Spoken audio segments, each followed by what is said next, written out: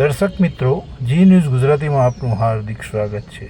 ખૂબ જ લાંબા સમયના વિરામ બાદ વાદળછાયું વાતાવરણ દરરોજ હાથ તાળી આપતું હતું અને લાંબા વિરામ બાદ આજરોજ મેઘરાજાનું આગમન થયું હતું।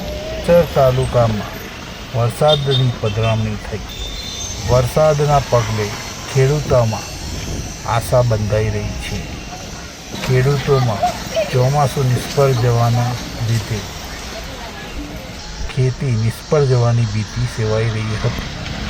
વરસાદ વરસતા વાતાવરણ ઠંડુ બન્યું હતું તથા અનેક ગામોમાં ગોઠડા જેવા અનેક આજુબાજુના ગામોમાં વરસાદ વરસી રહ્યો હતો।